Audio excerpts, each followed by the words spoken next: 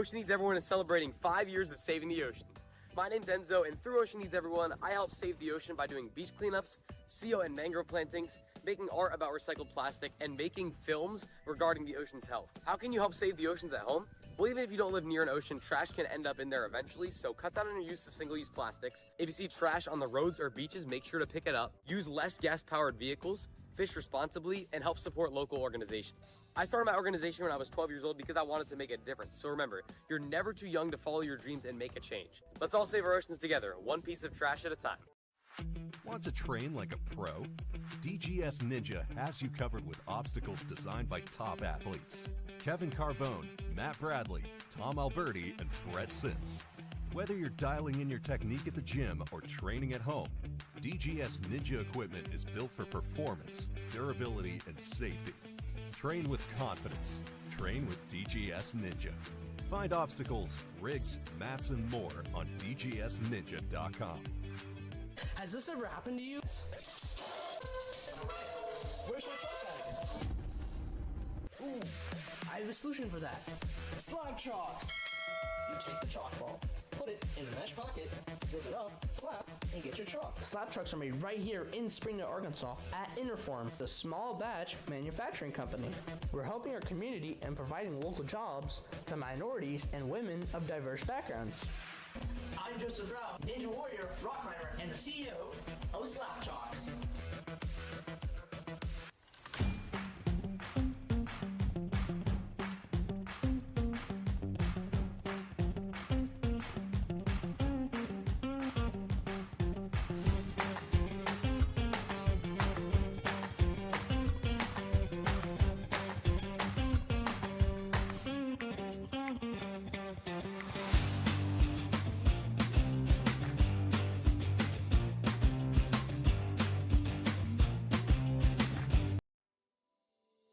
Here at Stage 4 Designs, we are all about innovation and athlete safety. We've been doing this since 2015, designing the most innovative obstacles in the sport, and now with our partnership with the World Ninja League, we are very excited to bring some of our best designs to the highest level athletes in the world.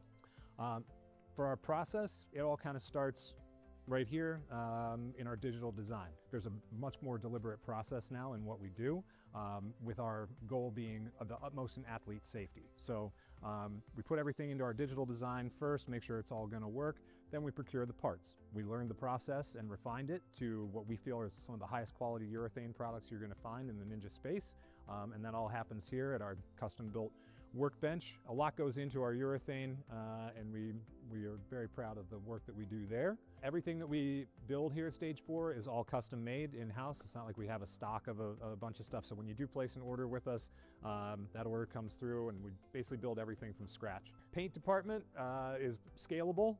We basically hand paint most things, but some things that require a little bit more spray or bigger, we're capable of that as well. These athletes put these obstacles through some of the most rigorous circumstances that you can think of, and we want to try to plan for every contingency. We never want an obstacle to break on anybody.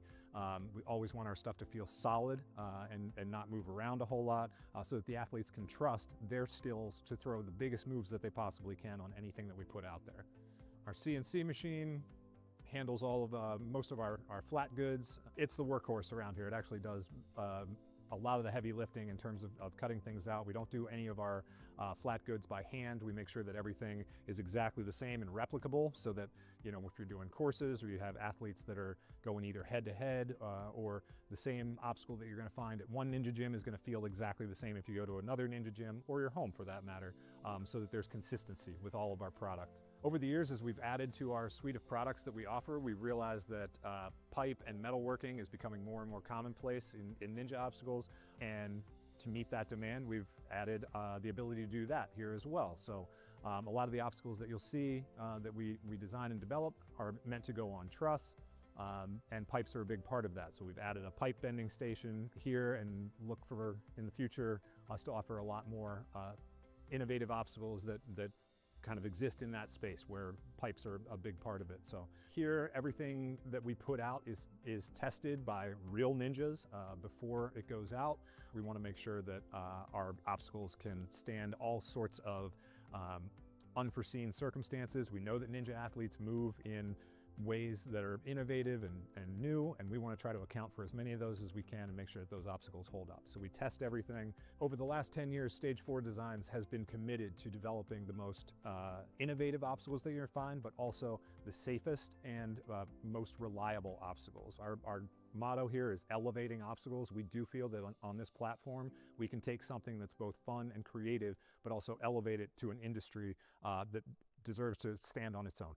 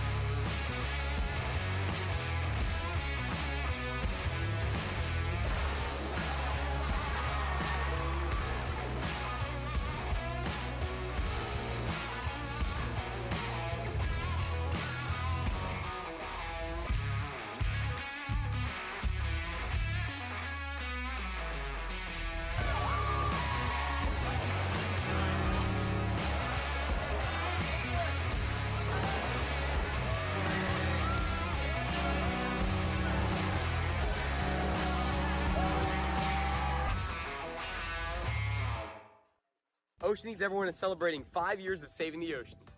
My name's Enzo, and through Ocean Needs Everyone, I help save the ocean by doing beach cleanups, CO and mangrove plantings, making art about recycled plastic, and making films regarding the ocean's health. How can you help save the oceans at home? Well, even if you don't live near an ocean, trash can end up in there eventually, so cut down on your use of single-use plastics. If you see trash on the roads or beaches, make sure to pick it up. Use less gas-powered vehicles, fish responsibly, and help support local organizations. I started my organization when I was 12 years old because I wanted to make a difference. So remember, you're never too young to follow your dreams and make a change. Let's all save our oceans together, one piece of trash at a time. Want to train like a pro? DGS Ninja has you covered with obstacles designed by top athletes. Kevin Carbone, Matt Bradley, Tom Alberti, and Brett Sims. Whether you're dialing in your technique at the gym or training at home, DGS Ninja equipment is built for performance, durability, and safety. Train with confidence. Train with DGS Ninja. Find obstacles, rigs, mats, and more on dgsninja.com. Has this ever happened to you? Where's my truck bag? Ooh, I have a solution for that. Slab chalks! You take the chalk ball, put it in the mesh pocket, zip it up, slap, and get your chalk. Slab trucks are made right here in Springdale, Arkansas at Interform, the small batch manufacturing company. We're helping our community and providing local jobs to minorities and women of diverse backgrounds. I'm Joseph Rao, Ninja Warrior, rock climber, and the CEO of Slap Chalks.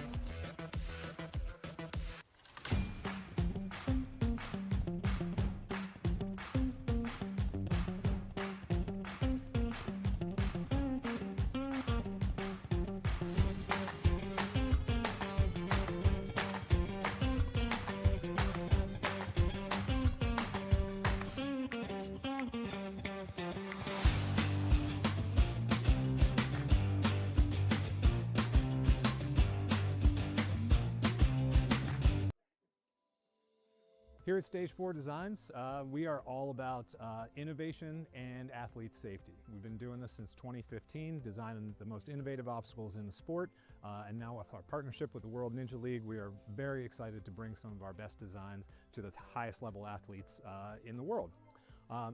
For our process, it all kind of starts right here in our digital design. There's a much more deliberate process now in what we do, with our goal being the utmost in athlete safety. So we put everything into our digital design first, make sure it's all going to work, then we procure the parts. We learned the process and refined it to what we feel are some of the highest quality urethane products you're going to find in the Ninja space, and that all happens here at our custom built workbench. A lot goes into our urethane, and we are very proud of the work that we do there. Everything that we build here at Stage 4 is all custom made in-house. It's not like we have a stock of a bunch of stuff. So when you do place an order with us, that order comes through and we basically build everything from scratch. Paint department is scalable.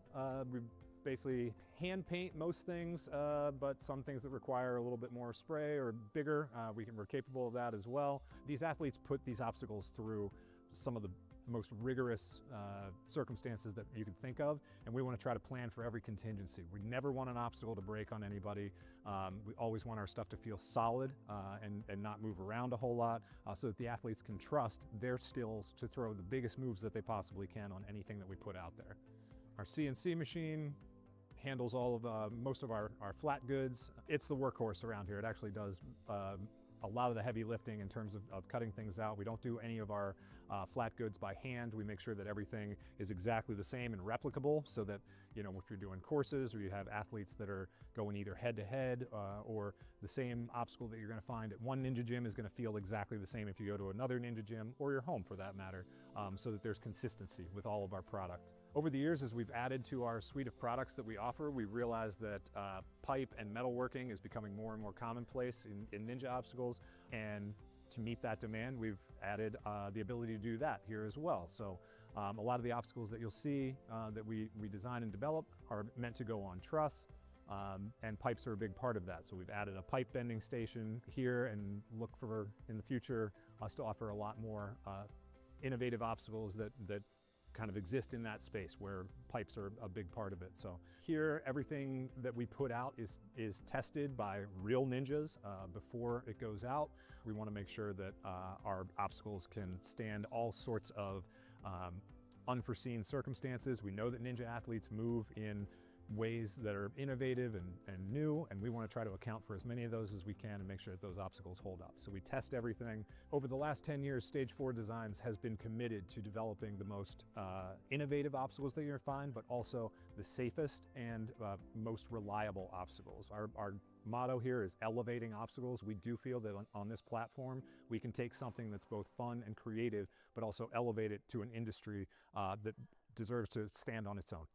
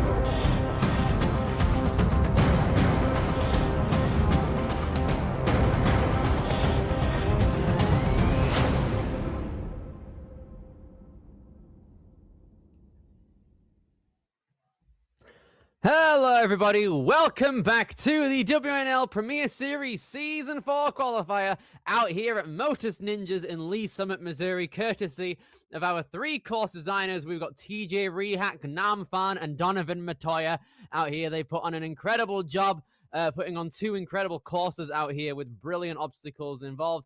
And they have been amazing at managing these competitions throughout the entirety of our Premier Series, as they've been here 4 for 4 for the qualifiers, as well as having our finals location being Motus last year.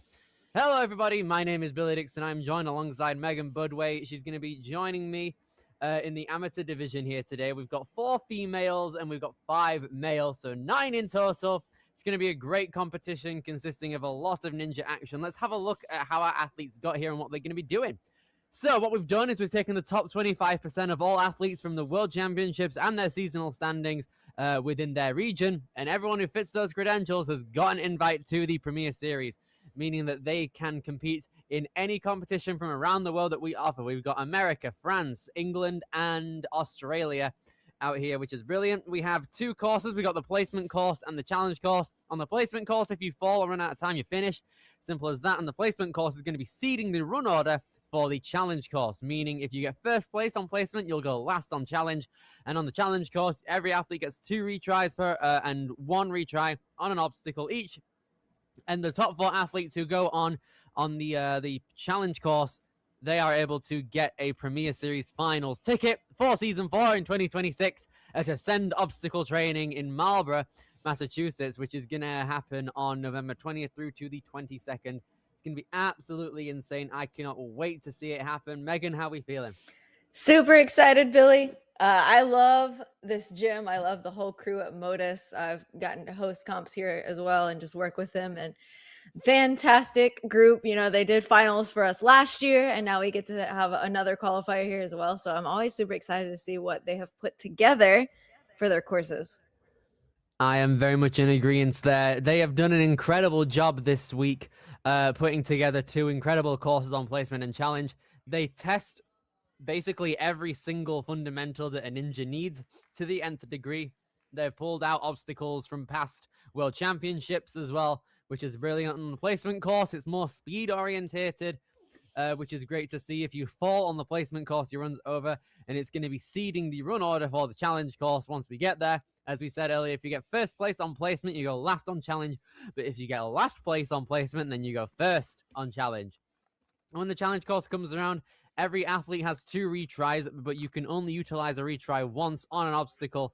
And the top 4 athletes on the placement course are going to be able to qualify for the Ascend Obstacle Training Finals for Premier Series out here for Season 4 on November 20th through the 22nd. We've already had people qualify this year. It's going to be absolutely crazy once we get to that place in November. This is the first year where we haven't had a qualifier at the finals location as well. There's no qualifier at Ascend, so we've actually had a couple of Ascend athletes come out yesterday and train there and compete here in Motus, which is absolutely brilliant. So they've qualified via Motus already. So we've got people from Team Ascend going all over the place, making sure everything is ready to go. We can see our competitors in the back just going through the course as they can right now. But we have so many qualifiers still left to go. I think that's 12. Hang on, wait, 1, 2, 7, 11. 11. We've got 11 more qualifiers until finals. There we go. Megan, which one are you most excited for? I've asked everyone this. They've all given different answers. What do you say? That's a really hard question. I mean, personally, I'm excited for Carolina Ninja Academy because I will be competing at that one. But I think course-wise, Life Force is always like the best one to watch with the courses that they put together. Yeah, I had a lot of people saying Life Force yesterday is one they're excited for. Carolina Ninja Academy is also very exciting. Vitality is probably the one I'm most excited for, purely because of like the potential that we have when it comes to the field that will be competing, because it's in Massachusetts. And as we said, there's no qualifier at Ascend, so you're going to have Team Ascend and Team Vitality clashing together, all battling it out for the top 4 spots. I can only see that ending in chaos, and I'm very excited for it. Yeah. And then 2 weeks after that, you've got True Function Ninja Training Ground in the UK. That's my gym that I'm going to be excited to be competing at It's going to be absolutely insane. Megan, you're excited for Carolina because you're competing. I'm excited for True Function. I'm noticing patterns here, but it's still Patterns. great. I was hoping to be able to go out to Motus, honestly, to compete this weekend, but the timing, there's a lot going on, but I think Motus is also up there with one of my favorite exciting ones to watch too. It's absolutely brilliant. I really want to go to Motus. It's probably my favorite gym I like watching, honestly, because especially now it's huge. It's probably the biggest ninja gym there is. It's so big, and the way they utilize their space there, like they're doing a great job. I agree. I absolutely love it. When it was last year and it was the first Premier Series qualifier we had, where it was the new gym setup, it was the one I was the most excited for by a mile, and they definitely delivered. Second time around here. We have more action coming later on today. We got the amateurs that are happening right now, but then we also have the teen division that's going to be occurring at 1 p.m. Eastern time, and then the elites will be commencing at 3 p.m. Eastern time, which is going to be absolutely insane to watch. There's going to be a lot of big action out here for the fields in the teens, elites, and amateurs currently, and it's going to be a very, very exciting time. Based on the obstacles they had at finals last year and the peel outs and everything that we saw in elites, I'm definitely excited to tune into that one. Shout out Jeroboyd. I don't know if he's going to be coming here, but that backflip was absolutely insane, courtesy of Motus. Well done, guys. But yeah, we're seeing a couple obstacles we tested out here for the challenge course. We're going to be seeing that one specifically when it comes to the challenge course. We have placement coming first, and it looks like we've got some Canadian representatives out here, which is brilliant to see. We haven't seen that yet in the Premier Series for Season 4. We've got a Canadian qualifier later on in the season at, I believe it's Fit Set Ninja, yeah. And we have one in the females, one in the males. We have Maya Kran in the female division, who comes out of Cerritus Movement Center and is the only Ninja Warrior gym in Winnipeg, Manitoba, coming out of Canada. Lovely stuff. It looks like a lot of these girls in the amateur female division have a lot of credentials under here. Maya Kran has a 3-time WNL finalist count. She got 3rd place on stage 1 and 2nd place on the tech discipline this year at 2026. And she also competed here at Motus for the 2026 or the 2025 finals and got 8th place at Motus, which is brilliant to see. Running first, we have Hannah Amaro, which is brilliant. She's also very, very good at this. She has gotten 1st place in the Strongest Ninja category for this year's Worlds, the 1st in head-to-head at Worlds, which is our brand new racing competition that we had going on.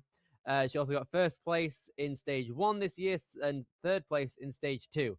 Absolutely brilliant to see. There's a lot of great ninja action happening around here. A lot of experience as well. It says Hannah's been doing ninja since 2018. It's crazy to think how long 2018 was. Right? It's almost 10 years ago. I don't like that fact. I was like, I was 10 years old. Oh, I don't. Oh, you're so little, really, you're a little baby. I'm not a fan of that. on our amateur male side of things, we have another Canadian rep in Julian Chukri, who is also coming out of Winnipeg. It seems like because Missouri is central as well as like kind of northern, I think, on the American geography side of things, it's a good opportunity for some Canadians to come down and qualify if they want another shot before it's time for Fit Set later on in the season, where like a bunch of Canadians are going to go out for, which is absolutely insane.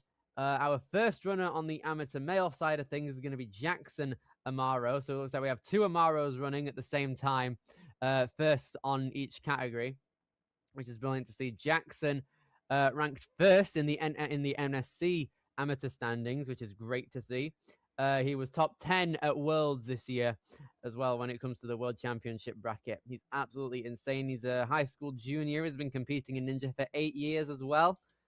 It's been absolutely insane. He models such of his ninja style after his coach, Tyler Smith, which is brilliant to see as well. I don't know if we'll be seeing him run later today because Illinois is close to Missouri, and they came out last year, and Tyler Smith is our reigning Premier Series champion after all, so we're going to have to wait and see. I believe that Hannah and Jackson are twins as well. Looks like it. So if we pull up Hannah... Yeah. I can see that. Or they're like a year apart or something. Yeah, pretty. I see the motive behind that there. I'm a fan of this. So it looks like we have a few athletes here, really going to be battling for those spots. On the female side of things, predominantly, there are 4 athletes, meaning that all 4 of them, in order to qualify, will have to beat the 3rd obstacle in order to get a series for the ticket for the Premier Series finals. On the male side, we've got 5 of them, meaning that 4 out of the 5 are going to be able to move on through. So these guys are really going to have to be on the top of their game if they want to qualify with a solid time. Yep. It's going to be exciting. Unfortunately, like you said, one of those males is not going to make it. So they're going to have to really push their pace to get a good placement run into that challenge course, which I'm super excited to watch.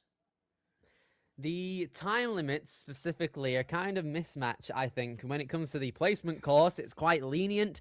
I think it's like 1:30 for 7 obstacles, but the obstacles can be quite tricky. There's a TikTok in there as well, which could eat up a bit of your time if you're not strategic with it enough. We did see a couple people in the youth divisions yesterday have a bit of trouble with it, so I'm wondering if that's going to carry on here today. And then on the challenge course, the time limit is 3 minutes 30 seconds for 10 obstacles, but they are very time-consuming obstacles. They take a while to complete. We have a bunch of obstacles from 2025's Worlds predominantly, as well as a Sasuke obstacle that we can see in front of us, the swing edge. Shout out to one of our course designers, Donovan Matoya, for training in Japan recently. I think a week ago, he was out training with Sasuke champion Yusuke Morimoto at his gym, which is great to see. So he must have modeled that run or this obstacle after that setup that he saw down in Japan, which is brilliant to see. I love the international representation from both the World Championships and past ninja shows from all over the world. Well, like last year for finals, we definitely saw a lot of obstacles that were inspired by Sasuke that were taking a lot of our athletes out as well. So we know that Donovan really likes to take obstacles that he sees over there and implement them here, which is interesting because I think a lot of Americans don't train those style obstacles. Yeah, it seems like it's a very exclusive style in Japan specifically. Particularly on the first stage in Sasuke, they have a bunch of motorized obstacles, which I know Donovan has played around with a couple of times in this gym. I remember when the gym first opened, this new iteration of Motus, he built the Cliffhanger Dimension, which consists of 2 motors with one large ledge going up and down and one going back and forth. It's ridiculous. And he's experienced with making large Sasuke obstacles that move. Obviously, this swing edge here is the one from stage 3 that swings, obviously, and he also built the vertical limit burst, and that was when it was in the old iteration of Motus as well, where it's like a spinning wheel but on a vertical limit, and it's absolutely torturous. Probably the hardest obstacle in the world I've ever seen, not gonna lie. I would agree with you on that one. That is an obstacle I would not want to see on any of my courses. Please not. Absolutely not. I don't want to see it anytime soon on any of my WNL courses. Maybe if I go on Sasuke, then I'll be a bit more prepared for that, but definitely not for an average qualifier here. I'd be astounded at a burst appearance. That'd be like a stage 3. Oh, it's stage 3 obstacle. Basically. I mean, it has been the DGS version of the burst has been on stage 3 the past couple of years at Worlds, to be fair. That's true. So, looks like they're just wrapping up the run through of the challenge course, just seeing how things go. We're going to be getting our demo run of the placement course in around 2 to 3 minutes, possibly. So we're going to be seeing what our amateur athletes are going to be up against. We were talking about this before the stream started, Megan. We don't have a lot of people here compared to the youth divisions, which is kind of weird because the amateur division goes from ages 15 and upward for the non-elites there. So if you want to have a look at it that way, then it is pretty odd. But I do like the fact that it's a large variety of age gaps there when it comes to the ninja skill. I will say, being in my 30s, like in the middle of this amateur division, it is kind of hard for me to be like, yes, I do want to go compete against 15-year-olds, but it's the only option that we have as the adults and the masters. So I'm wondering if that does play into the turnout because, you know, young adults is only a small group, but then the adults and masters are in a harder position because they're having to compete against people that are half their age. Very, very true. I mean, hey, I was going to suggest just go elite if you don't want to face people 15 years old. But that's even then, 13! They've got exactly. It's even lower, the age limit for elites there, which is kind of insane. And they are elite at the end of the day. Oh, yes. if you really put your mind to it, you can definitely contend with a bunch of the elite contenders Oh, absolutely. in the field. I think it's Absolutely. possible that we see a lot of people in our amateur division right now, particularly on the younger side, maybe graduate to elites later on in their ninja lives. I think it's very possible, considering they're out here at Motus. They've got a large variety of skills to train and practice out here. Some people aren't even from Motus, so they're dedicated enough to fly out and make the trip out to these types of courses. I know that I'm in amateurs currently, and I'm probably going to go elite next year, which is cool. But that means I have to work extra hard and actually get back in shape because I haven't done any ninja since April. Oh, So no. really, you got to get ready to compete soon. Exactly. This is going to be my true function this year. It's going to be my final UK competition as an amateur. It's so emotional. And I actually want to put in a good performance as it. But I hope if things go right, I can go to finals and then have my final like blowout as an amateur on the Ascend course. And I think that should be the case for a lot of the amateurs within the league at the minute that are going on Premier Series, giving it a go for the amateur division and then maybe graduating up to elite if they see fit. Yeah, that'll be exciting to watch. Indeed it will, because it just cements the future of Ninja for all of these guys out here. I love the fact that there's so much skill ready to be seen in their ninja lives. It's great to know that we are we're in good hands when it comes to the future of these ninja athletes going forward on the younger side and the older side when it gets to people such as in the Masters division and we see more skill getting added to all of them. Oh yeah, So I it would looks say like every division is getting more and more competitive. I agree. It's definitely getting there, particularly with the Premier Series. Top 25% of all athletes, they're in the upper echelon of all of the ninjas here. If you just joined, hello everybody, my name is Billy Dixon, joined alongside Megan Budway on the mic here. It looks like we're just about to start our divisions here very shortly on the demo run on the placement course very soon. It's going to be exciting. I think they've got 1.5 minutes on the time limit with 7 obstacles. A TikTok is in there, which is honestly, I was having an argument with Joe Morawski yesterday. I said that it's like the hardest obstacle of all time, and he was saying that it was fun, and I heavily disagreed. I do not like that obstacle, but that's my opinion. Exactly. I mean, I'm not in the minority of this opinion. Joe's the weird one, not us. No, it's fun for sure, but for me, it makes me a little scared. I'm not gonna lie. I absolutely hate it. It makes me scared, and I don't understand the physics of it, which Yeah. really gets to my goat there.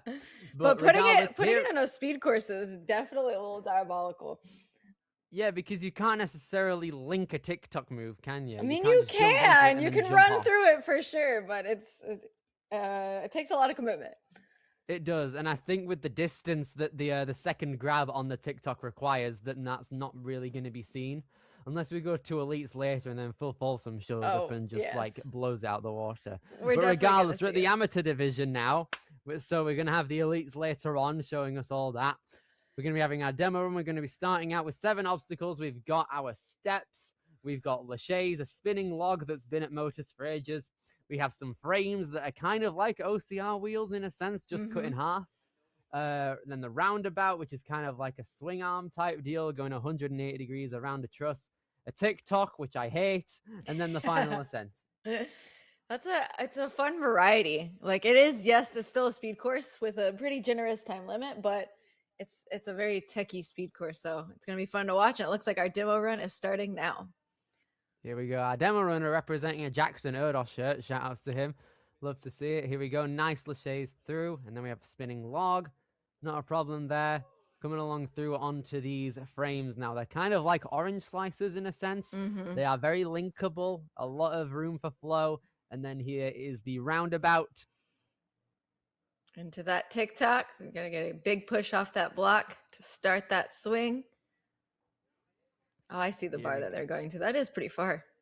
It is far. I don't think there's much linkage opportunity there. We had a lot of people yesterday get to that bar and just miss out just like that. It's a really difficult grab, particularly if you're not the tallest of athletes, but in our amateur division, we have some fully grown adults, so it could be easier when it comes to everything. But to end it out, we have the final ascent, which consists of like 3 discs. It is an ascent after all, yeah. That's kind of mean. I like it. I like it. I do want to try this, actually. I think it would be nice if you just went crisscross style and just had a massive throw going to that third disc. I think that's the way to disc. Okay, so it looks like we have our first runner of the day out here for our older divisions, Hannah Amaro. Out here, she was first place in Strongest Ninja and Head-to-Head and Stage 1 of this year's World. So a lot of speed if she's able to go first in Head-to-Head, which is kind of insane. So here we go. We have high hopes starting things out for Hannah. And she is off, making her way through these laches. Quick pop throughs out of there already onto that spinning log. She is not pausing at all on this course. We love to see it. Lovely stuff right here. Hannah making her way through onto the roundabout. Gonna take a jump over to the TikTok. Trying to gain a lot of momentum very quickly. I'm a fan of this. She might want to go on this jump. A bit hesitant. Here she goes, second time around. Come on, Hannah. She's not a fan of her body orientation at the minute. Looks like she's trying to be 100% safe with it. And she's got the link down.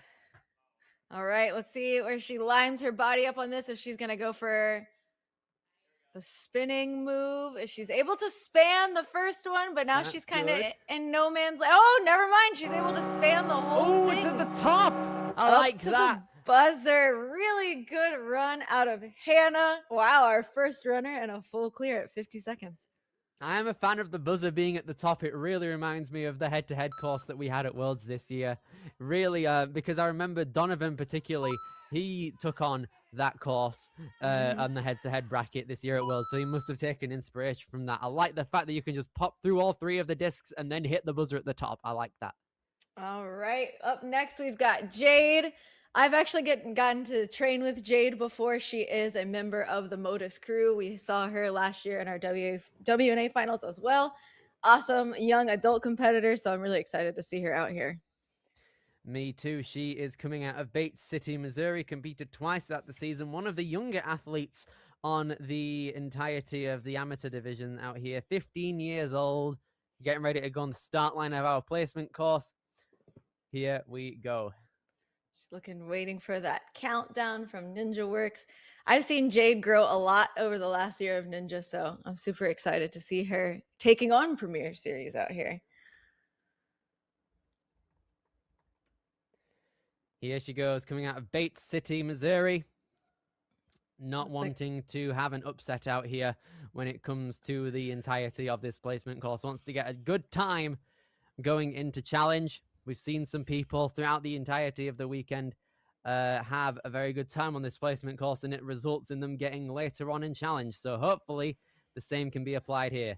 Looks like they might just be making sure the course is reset. They told her to step down, icing her a little bit here. There's a small network issue, so they're just fixing that real quick for the live stream. So they're going to have her step down, and they're going to sort that out before we get on to our next runner. Indeed. So Motus is a very, very big gym.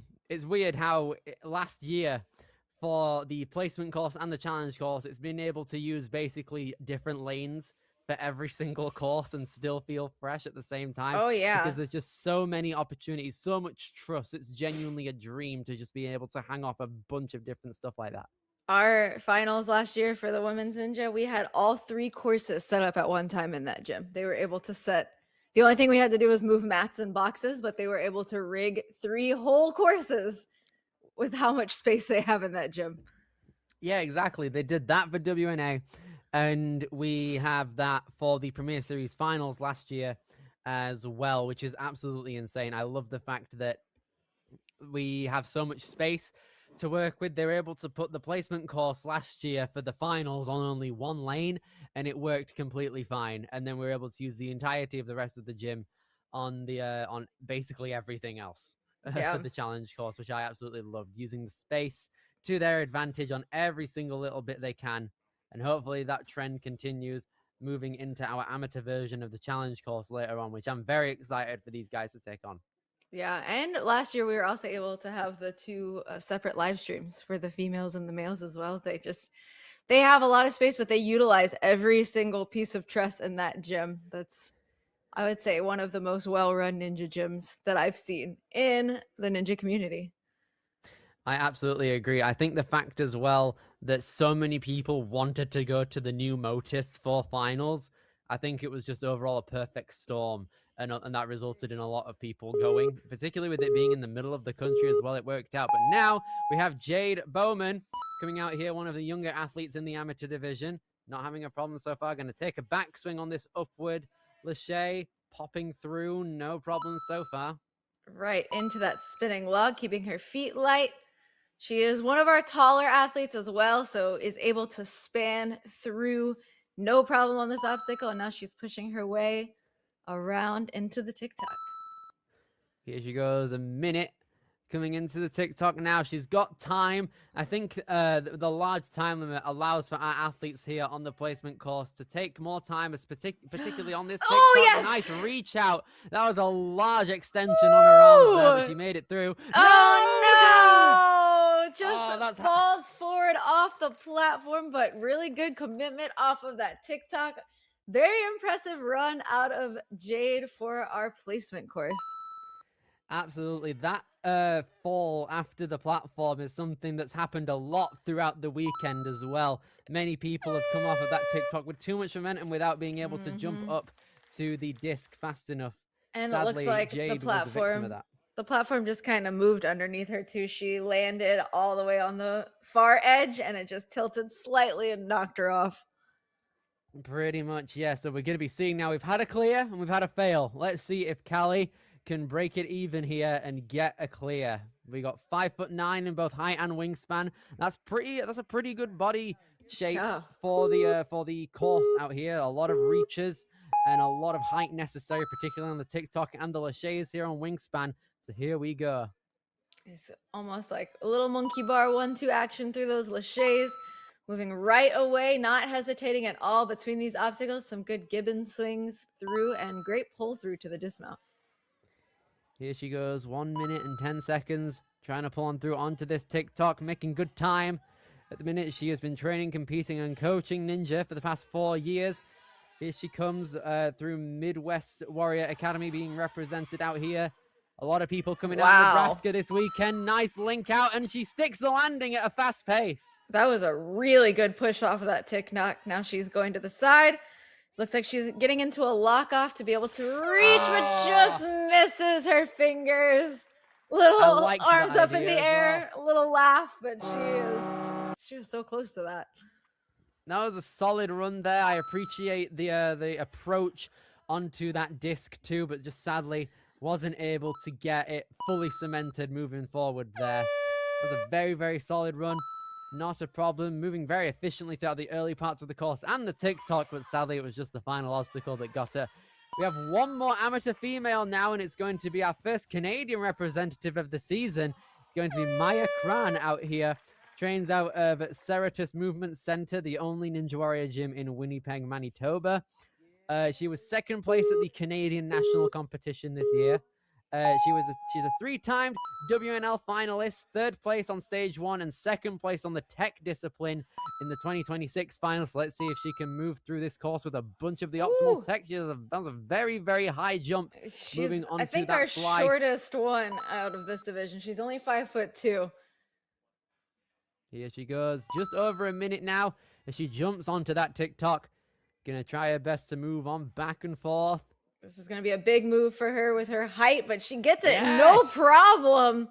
That's Great the most power. efficient we've seen it all weekend, I think. And she's 5 seconds ahead of our fastest time. Nice lock-off movement there. Now she just needs to gather the momentum to jump over. She hasn't got the right trajectory. Needs to try and match it. Needs to be a bit more head-on with it. Yeah, now she's trying to have both hands on either side of the disc and then backswing where she wants to face. That's a hard position to be in because you can see that disc is going to try to spin you out, but she is hanging. She still has 30 seconds left, so plenty of time to correct it, but just a little off angle, and that's going to do it for Maya's placement course. That's unfortunate. That was a very, very good run there. Very efficient. That's our fastest non-finishing time for the amateur female divisions out there. But oh my goodness, that was incredible. That was a lot of great body control throughout the entirety of it there. A very decorated athlete making headlines on our placement course. We'll see her on challenge. She's going to be running second to last. We're now going to transfer over to our amateur male side of things with Jackson Amaro. popping along through. The second Amaro today, and the second to be running first on the placement course, and he's popping along through. Oh my! Wow, Ninja definitely runs in this family. Great pull-throughs. And he is already around the corner. Let's see. One backswing here. Oh, I thought he was going to go for it after one. Takes an extra one just to be safe and easily gets to that bar right away to the spinning discs. This is brilliant. Oh my goodness, look at that. Wow, tip. that's That what is we want to like see. to see. That was Oh my goodness. That very was what, good 25 run. seconds? Very smooth run out of Jackson, putting on a clinic here, showing us exactly how to do every single one of these obstacles. Yeah, that's definitely the most efficient way, staying on one side of those discs and pulling through. That's brilliant. That's by far the fastest we've seen all weekend. Let's see if we can break that record further with Shannon Murphy coming along through. Experienced ninja, but also one of the oldest ones out here in the amateur division at 44 years old, coming out of Nebraska. He has competed 12 times throughout the regular season. Let's see if Shannon can pull on through out here. Looking nice and efficient so far. He's going to use his wingspan here to span through those holds. Good little underbar dismount and around the corner. Here he goes. Shannon with just over a minute on the clock now.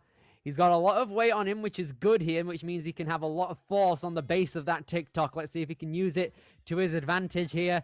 Trying his best. Just got to commit to that throw. It always looks so much further than it is, but watch your back there. That's unfortunate there. You have to release your jump on that TikTok at a very, very good point there. It's a very hard obstacle to try and get at the exact point, because you kind of need to move along with the obstacle instead of just jumping at its peak. Yeah, he just jumped a little. Tried to do. He jumped a little too late. It's exactly what you're saying. You got to kind of ride the TikTok up and at the exact right moment push to get enough height, but also distance. One of those perfect timing obstacles. Okay, Thomas Schwartz coming out here. He qualified at Motus here last year by the looks of things, representing the Motus finalist jersey.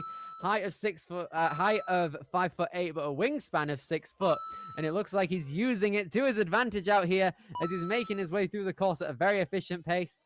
Great jump out to that TikTok. He's just going to pump a little bit, make sure he can get all the way over. Good height. That was a great float. Oh, are they going to call him on using the truss? No, it looks like he's still okay. Gets the jump up 28.92 seconds. Absolutely insane there. I'm loving these clears. Yeah, these are really good runs out of our amateur males. So they're so fun to watch. I love watching speed courses particularly. They're probably my favorite. I agree. They're pretty cool. It's weird. I like a good speed course, but I also love a great endurance, long burnout course. But it looks like our athletes here in the amateur division are really utilizing their speed and endurance skills well on this course. And now we have our second Canadian representative, Julian Chuckery. Moving through, keeping lock-offs there on those laches. Let's see, we're going to span here as well. Looks very strong with the way that he's locking off through everything. I'm excited to watch him on a Pumpy Challenge course. Here he goes. He's moving very quickly. Up to this point, all of our amateurs have kind of had the same pace moving onto that TikTok. Nice linkage dismount here onto the fidget spinner. Now he's going to move on through. Okay, his hand orientation's a bit mixed up, but he's utilizing it well, adapting on the fly. He's going to turn himself around, go head on, turn around, and hit the buzzer. 38.59. Brilliant. Yeah, he did a really good job of adjusting on that last obstacle, not letting himself get too out of control. We all know that sometimes our plans on obstacles don't go how we want them to, and he was able to adapt on the fly, redirect, and get around to that buzzer. Absolute brilliance out here from all of our amateur males out here. We have a final one for the placement course out here. It's going to be Parker Payne, coming out of Prairie Village, Kansas. He's competed twice throughout the season. He's going to use his experience to his advantage here. Going to take a backswing so he can continue popping along nicely. Yep, it's making his way through. Reaching out, making sure he's got that dismount. And around the corner. Looks like is he rocking a Motus shirt? I'm assuming he might be part of Team Motus if he's coming out of Kansas. Here he goes. Ooh, it was a bit unorthodox in the air on his way up to grabbing that pole, but he's doing very good so far. Careful there. Okay, that was really scary. Parker Payne coming along through 50 seconds. Going to try and get a head-on approach on these discs. He's staticking it. Solid amount of control so far. Keeping it calm. It's looking good. Just needs to get around and reach up to that buzzer, and he's got it. That's going to be a 50-second clear time for Parker. Lovely jubbly. So even though he got the clear, it was our slowest one. So he's going to be running second on our challenge course. But a buzzer is a buzzer nonetheless. He's got to be feeling very good about that run. Getting the buzzer, adapting well on that final obstacle when needed. Did a very good job overall. Brilliant stuff. All of our amateurs have now completed the placement course. We're going to be seeing our amateurs take on the challenge course later on. Well done to everyone there. It's particularly to our clears. All of them did absolutely brilliant there. For the amateur male divisions, Jackson Amaro ran first and took home the top time, but Shannon Murphy, with our only non-clear, is going to be running first on the amateur male side of things once we get to the challenge course. And on the female side of things as well, the other Amaro, Hannah, cleared with a very fast time, 50.6 seconds. But Jade Bowman, sadly, went out on the final obstacle, the slowest there. So she's going to be running first for everyone on the challenge course once we get there. It's going to be a very exciting time. Megan, how are we feeling? I love it. I always love Motus's courses, and this was no exception. A really good, flowy, fun, technical placement course. And if that's what we're seeing in the placement course, then I'm super excited to see what they have in store for us for their challenge course. Indeed, so it's going to be an incredible time once we get to the challenge course with our retries enabled. From Megan Budway and Billy Dixon, we will see you guys in just a moment. Stay tuned after the break.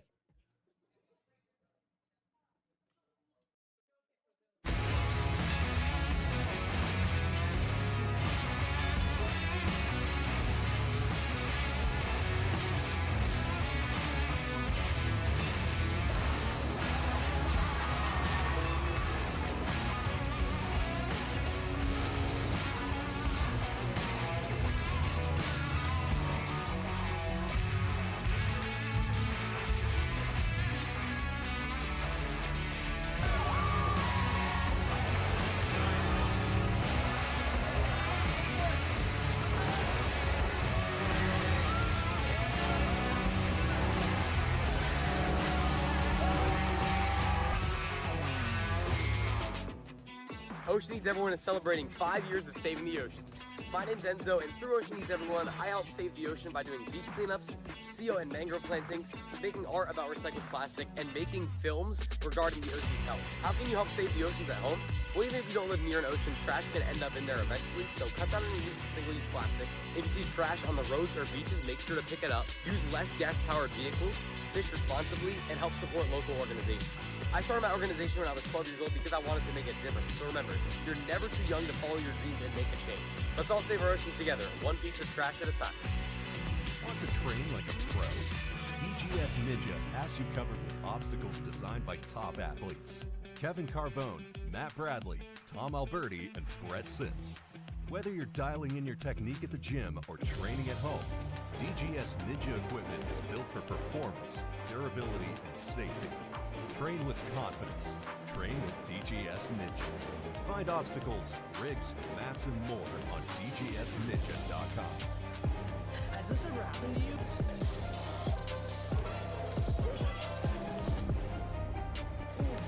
I have a solution for that. Slide chalks. Take the chalk ball, put it in a mesh bucket, zip it up, slap, and get your chalk. Slab trucks are made right here in Springer, Arkansas at Interform, the small batch manufacturing company. We're helping our community and providing local jobs to minorities and women of diverse backgrounds.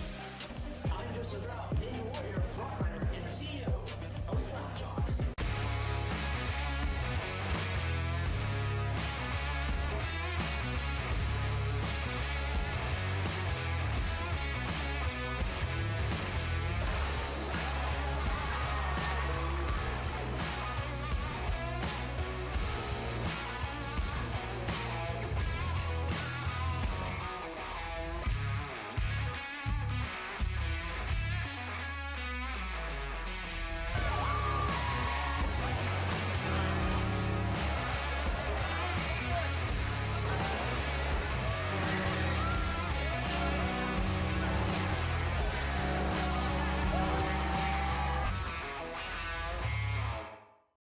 Ocean Needs Everyone is celebrating 5 years of saving the oceans. My name's Enzo, and through Ocean Needs Everyone, I help save the ocean by doing beach cleanups, CO and mangrove plantings, making art about recycled plastic, and making films regarding the ocean's health. How can you help save the oceans at home?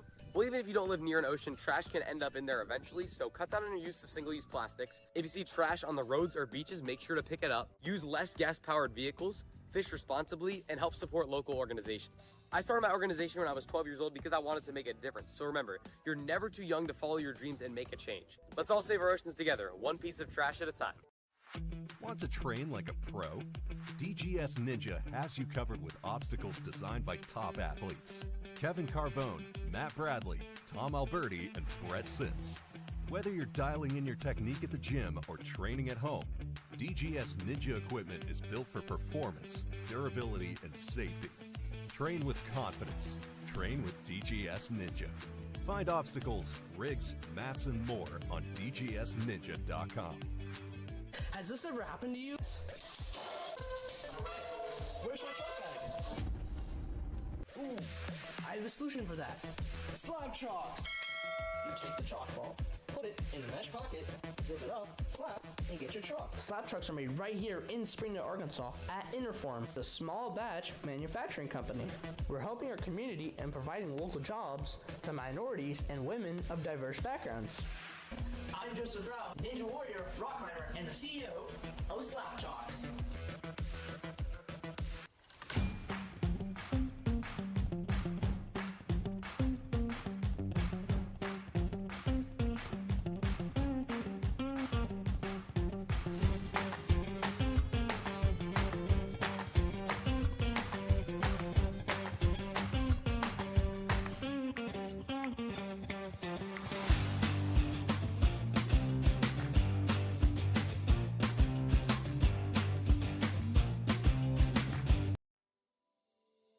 Here at Stage 4 Designs, we are all about innovation and athlete safety. We've been doing this since 2015, designing the most innovative obstacles in the sport, and now with our partnership with the World Ninja League, we are very excited to bring some of our best designs to the highest level athletes in the world. For our process, it all kind of starts right here in our digital design. There's a much more deliberate process now in what we do, with our goal being the utmost in athlete safety. So we put everything into our digital design first, make sure it's all going to work, then we procure the parts. We learned the process and refined it to what we feel are some of the highest quality urethane products you're going to find in the Ninja space, and that all happens here at our custom built workbench. A lot goes into our urethane, and we are very proud of the work that we do there. Everything that we build here at Stage 4 is all custom made in-house. It's not like we have a stock of a bunch of stuff. So when you do place an order with us, that order comes through and we basically build everything from scratch. Paint department is scalable. We basically hand paint most things, but some things that require a little bit more spray or bigger, we're capable of that as well. These athletes put these obstacles through some of the most rigorous circumstances that you can think of, and we want to try to plan for every contingency. We never want an obstacle to break on anybody. We always want our stuff to feel solid and not move around a whole lot, so that the athletes can trust their skills to throw the biggest moves that they possibly can on anything that we put out there.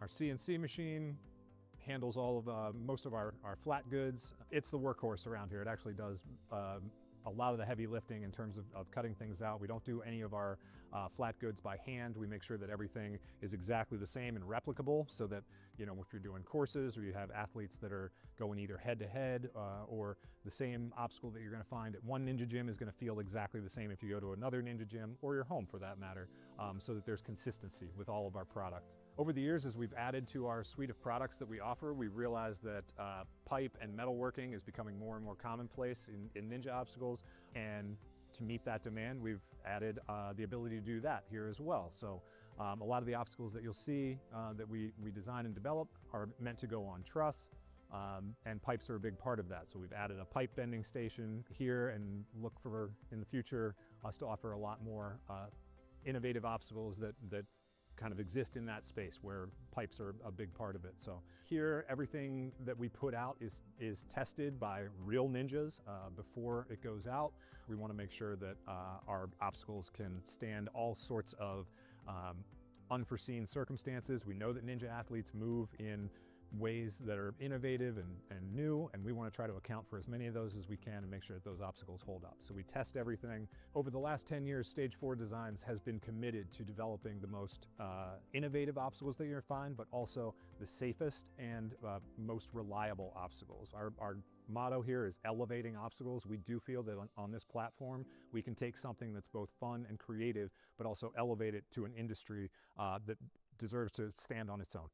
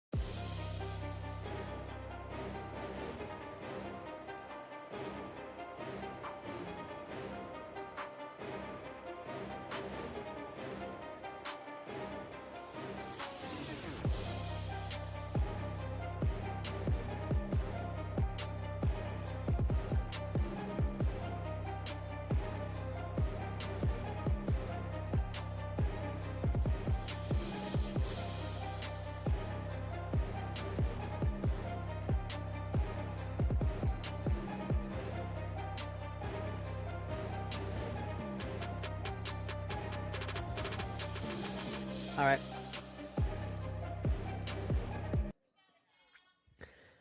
Hello, everybody. Welcome back to the WNL Premier Series Season 4 qualifier out here at Motus Ninjas in Lee Summit, Missouri. My name is Billy Dixon. I'm joined alongside Megan Budway, and we join you in the middle of our demo run for our challenge course. We're looking at the fourth obstacle right now, which is the key lock descent, which is kind of torturous. A lot of people were having trouble with that yesterday. And we now come into one of the jump swings out here. We jump over to a slider, then over to a ring, having no problems here. And then on a couple of Bosu balls, I believe it is. Yeah, we look over here, having a swing down. Oh, nice skip there from TJ. I'm a fan. And then we move over to the Sasuke swing edge. Donovan Matoya is a big Sasuke fan. So here he is incorporating some of the newer obstacles that are seen on stage 3 here. We've got a reverse, we've got a front grab onto that Y hold. And then we've got a reverse grab onto this plexiglass here. Oh, which going is to one kind side. of torturous. Yeah, it seems like a lot of people yesterday were having the optimal strategy of going on one side, because your shoulders won't have as Yeah. much tension as if you were going to go for 2 holds. I like that forced reverse grab though. Exactly, I'm a fan of it. Now we have the octopus, which is present at Worlds this year on the end of stage 1, that took out a lot of people across all of the divisions, and it took out some people yesterday too. It's a cane this time. It was a ring for the preteens yesterday, but now it's like it was in Worlds, where we have up for grabs onto a cane. Oh Very, yeah, very hard. we had We're a not ring even in our course. I like that they took that from stage 1. I love that. That's awesome. We're seeing a lot of differences here. We have the bows from stage 2 years ago, then stage 3, Sasuke stage 3, then World stage 1, and now World stage 2 this year with the bloody katanas. Yep. Look, we'll switch grip here. It looks like that next one is moved out of the way. I'm wondering if we're going to see that for the males or if it's just going to be moved in general for the amateurs.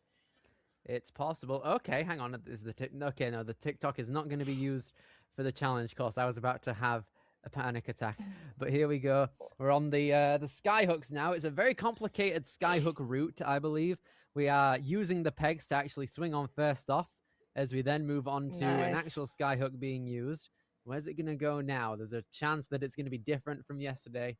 Shout out to our demo runner, Cal. He's a really great photographer as well. He's taking pictures out there for Motus, and it looks like they've made him do the demo runs. You can see a big smile on his face. He's probably feeling a little tired right now. Here he goes. He's trying his best to show our amateurs what they're going to be up against. But it is a difficult obstacle, particularly if you've been running that course for ages. So it looks like we go from there. And they made him do the whole demo. It's not like they tag teamed it. Like, he's out here running Donovan, the whole challenge you are right course. there, bro. You can do this too. But he's gonna swing his way through. I love that he's smiling, having a good time out there. And it looks like and we on our last obstacle here. Yes, this is our last obstacle. We have some cliffhangers being utilized here. When you've done all of that and you're faced with cliffs, that's a very fun way to end it. So our boy Cal's gonna chalk up here. Get ready for some cliff action at the end of this course. So we move over to the left side of that board, and then these little swinging ones out here over to that one it's a drops, dropping right? cliff. Yeah, it's a drop. I forgot what the NW obstacle is that has that. Oh, involved. I had it as my 5th obstacle this past season. It's the shield turnaround where you have to yes, jump over to that. Yep. Fair dues. And then we have I think it's a PVC bar. I can't tell if it's a PVC because there were 2 PVCs there yesterday. And then it's the ring up to the buzzer, which is new. Good job, Cal. Yesterday. Absolutely. Very, very torturous not having either Donovan or Nam helping out. Sure, you could say they're on reset duty. They're on chalk. You could have switched. And now he's going to go grab a camera and hold the camera the whole time. Yeah, exactly. That's poor arms there. Come on. He's going to have to do that all day too, probably. That's really sad. All right, but we've got Jade. She's going to be our first runner. Now, just a reminder, all of our females do have to make it through at least 3 obstacles in order to qualify to finals. Here we go. Starting things out. Our first challenge course runner of the entire day out here for the Sunday here at Motus Ninjas. We've got Jade Bowman coming out of Bates City, Missouri. 2 competitions under her belt for this past season of WNL. Moving along through on Follow the Green and then Balance More Please.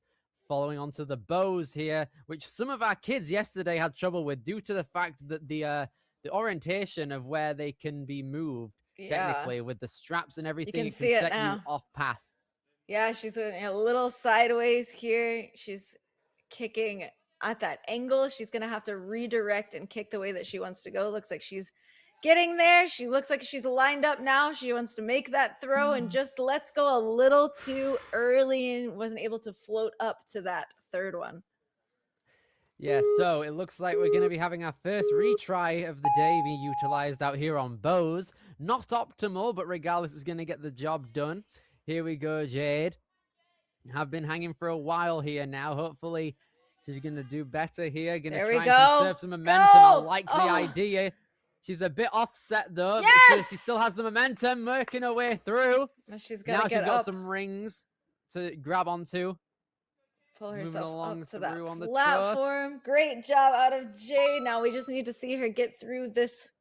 Or was that the third obstacle? Let's see, was that two? That was the third obstacle, so she has qualified for the Yay! Premier Series finals, but now we're moving on to the key lock descent. This one can be like the biggest time waster of the day here, because if you get it accidentally ejected, then you can be hanging for quite a while, and it looks like Jade was having trouble with the backhand, but she's moving Ooh, okay push through it this. in, push it. Oh, yep, that one popped out. It just wasn't all the way in. Those key locks can be super finicky, like you're saying. You've got to push your weight forward and down, but she's able to swing her way through. 1:50 on the clock.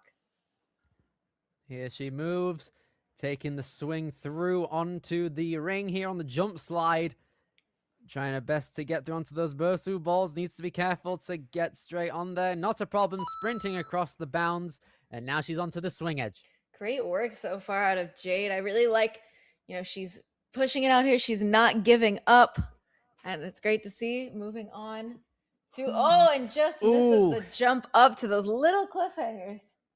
Yeah, I underestimated looking at these yesterday how tiny those ledges actually are, because they don't have jugs either, unlike They're the other flat holes. Yeah, they are tiny. They're basically cliffhanger ledges that you swing on. They are very difficult. And she had it for a second there, but just jolts off, and that's going to be Jade finish, sadly. Still, great way to start out the amateur challenge course.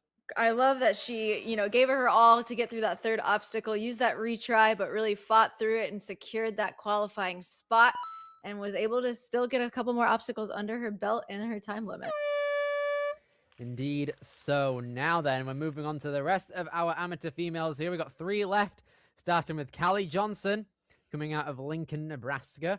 5'9" in both height and wingspan, 146 pounds, started Ninja in 2021, so 5 years of experience there, or 4. She's been competing and coaching for the past 4.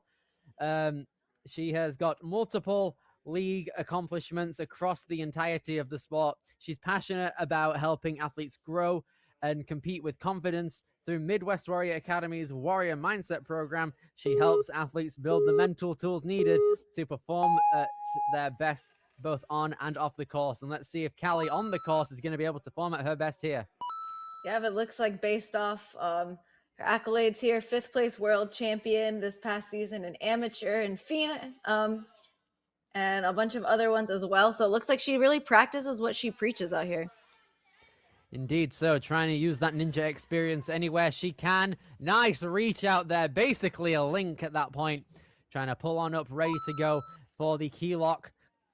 This has been a difficult one throughout the entirety of the weekend, but she's 33 seconds ahead of Jade to this point as well. So she's moving very quickly, but now the pace kind of slows down here. It's kind of like a forced time waster due to the fact on how slow you're moving throughout this on. She's looking really good though.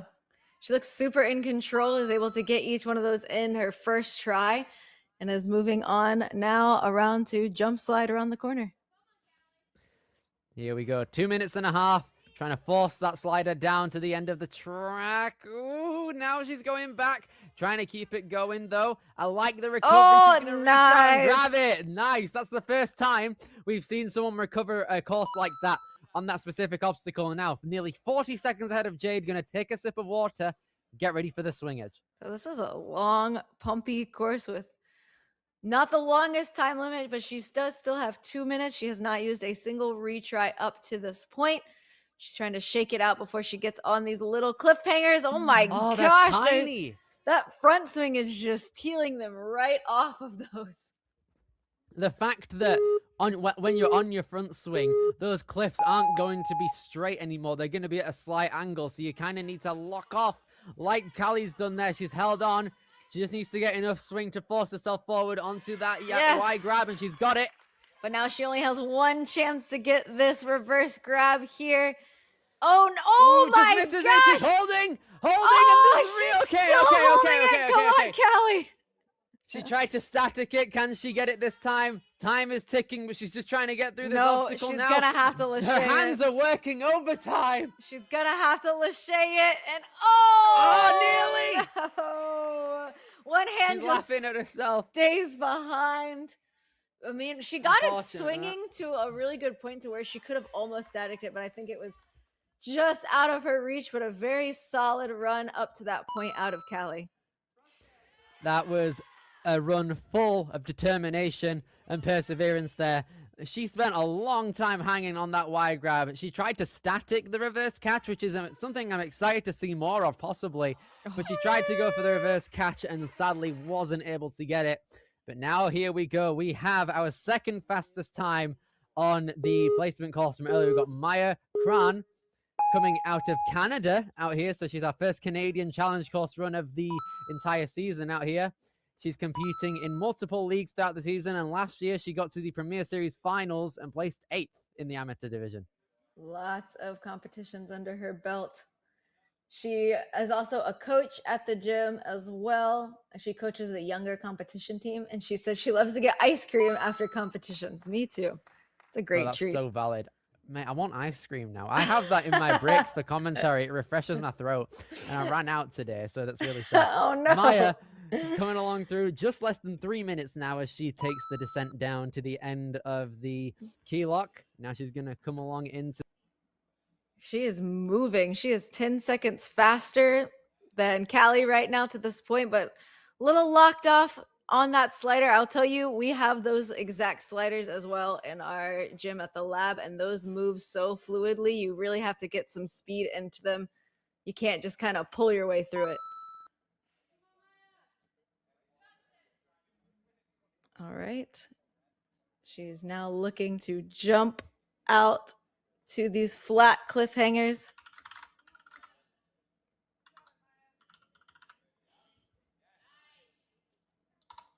Is able to get that on her first swing.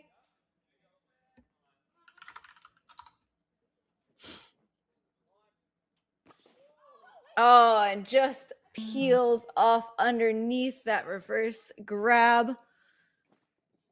And she's going to get a retry here, though. She's got 2 minutes still left on the clock.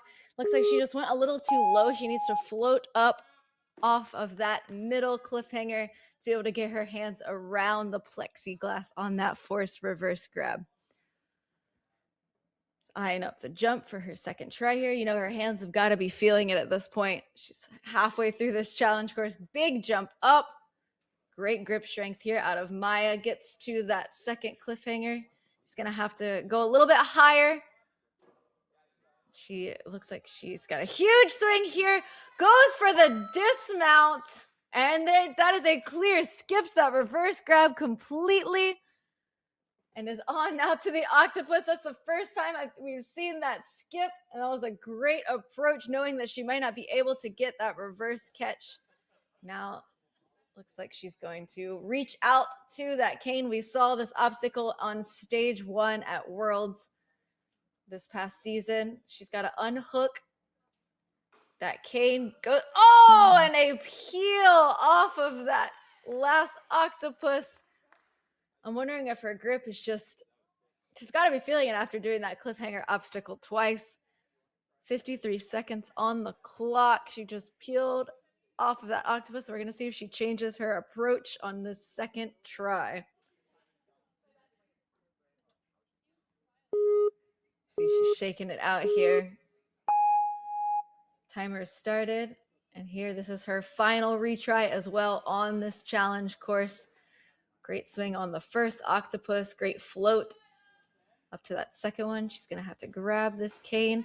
Goes right. No! Did the up for grabs move. Almost got attacked there by the cane, but just slides down. And that is going to do it for Maya's run. But a very dominant, solid run here out of our second to last runner in the amateur divisions. Maya should be very proud of that. And she has secured her place as well to Premier Series finals at Ascend later this season.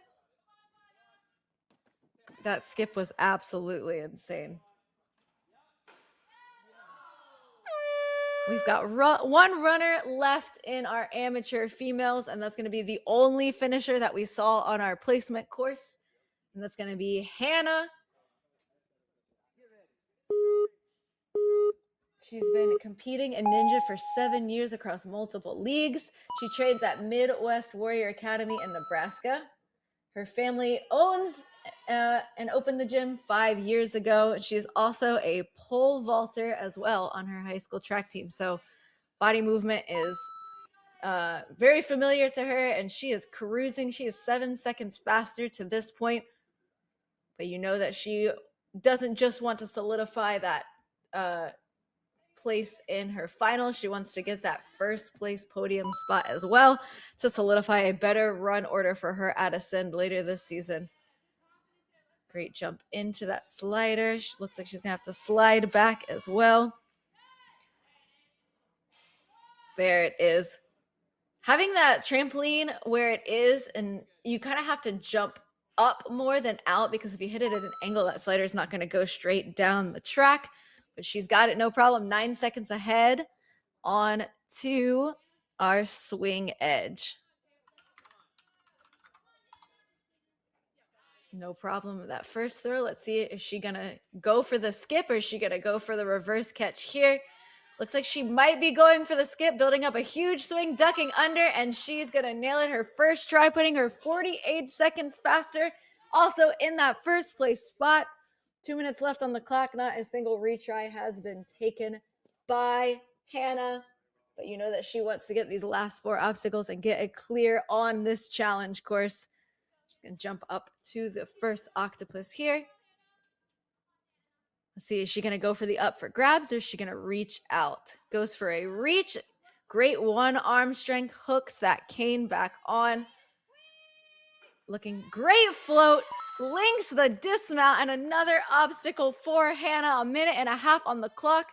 3 obstacles left. You know that her grip's got to be feeling it, and we're about to hit some more cliffhangers here with our blades. Another obstacle we saw at WNL Worlds in stage 2.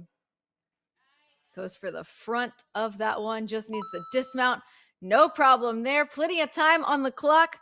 2 obstacles. Now this one's a long one. Weird angles, sky hooks here. She's shaking it out. She does have plenty of time to make it through. She's got this and a cliffhanger left, and she has both of her retries left as well.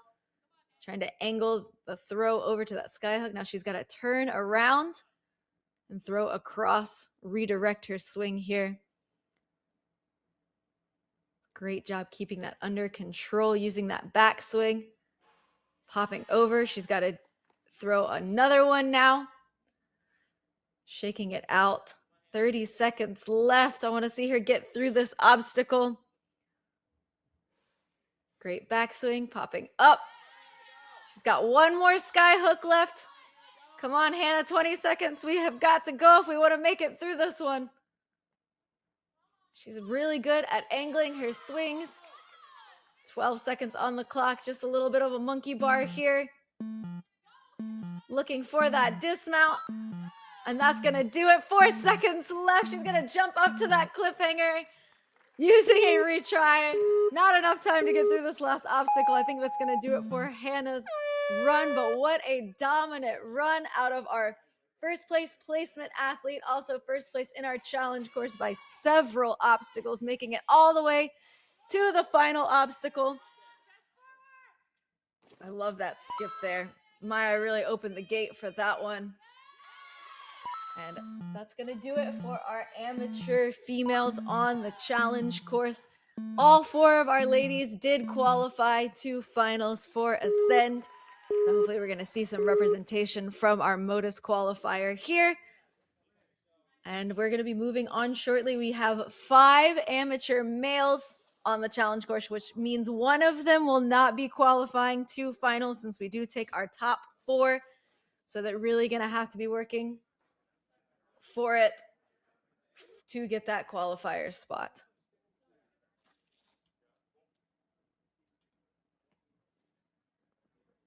It looks like they're doing a couple resets here, changing some of the obstacles. It looks like they might be moving that dismount platform back as well. They don't want any of their males to make that skip. They're going to adjust it on the fly there. I don't blame them. It's definitely hard as a course designer to create obstacles that they can't skip on. And, you know, it is definitely frustrating as well when you see an athlete go for that skip and you're like, man, but they're going to make some adjustments here. Okay. There we had Billy back for a second. Billy's got some Wi-Fi issues going on. I heard his voice for a second, but I think it may have cut out again. Billy, we miss you. That's going to be our amateur females. Hannah taking that first place spot, 9 obstacles under her belt.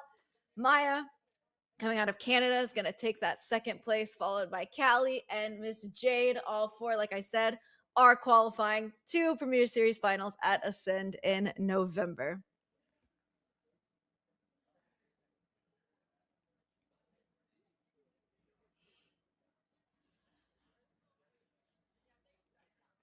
Five runners now for our amateur males. Shannon is going to be our first runner, followed by Parker, and then Julian, Thomas, and Jackson following in his sister's footsteps. Is going to be our last runner on the challenge course.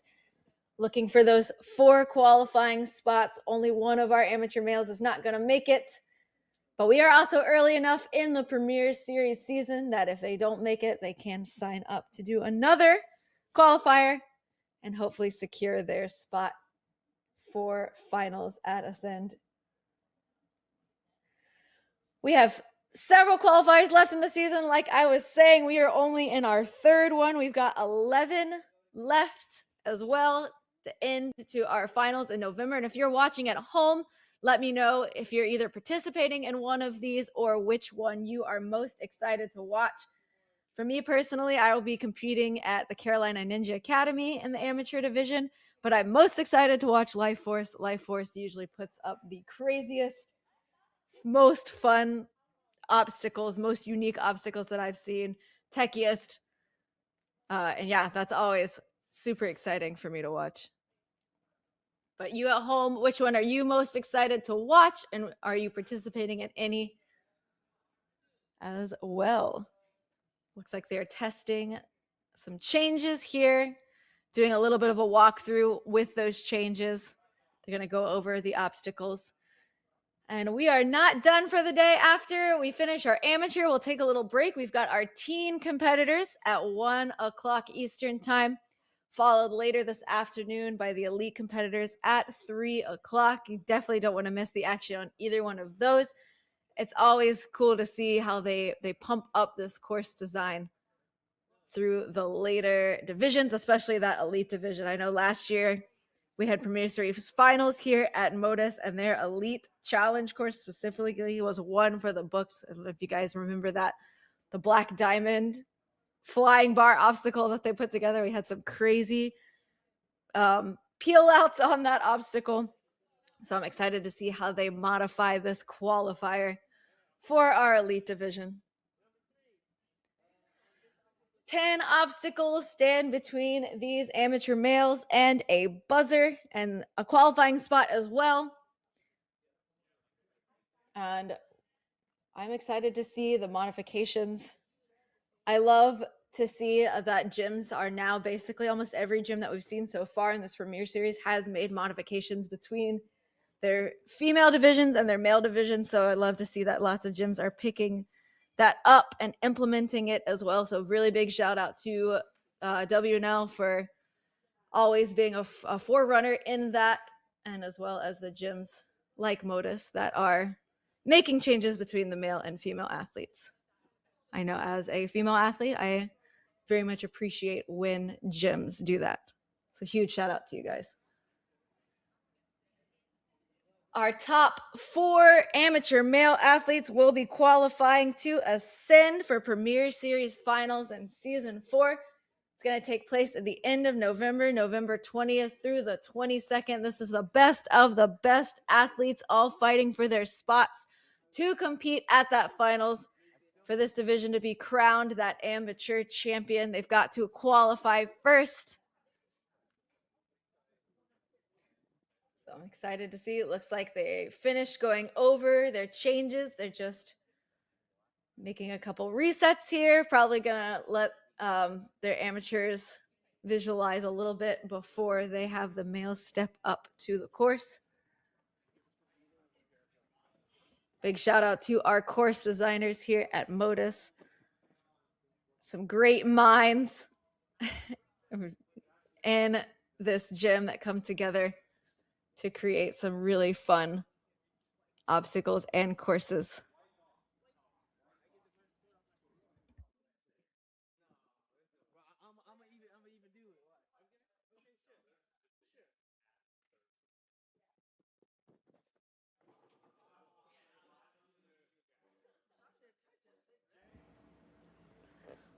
We'll have our males start here in a few minutes.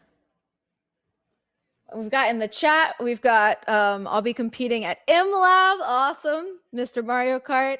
Jennifer, you'll be at Carolina Ninja Academy. The boys are doing elite. I cannot wait to see you guys there. Love your family. And can't wait to see Blake and Nathan compete.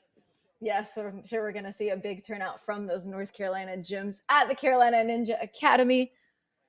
Super excited. I'm a little biased. I'm from North Carolina, so it's always fun to be able to go home and be there with that big ninja community that they've built in the state.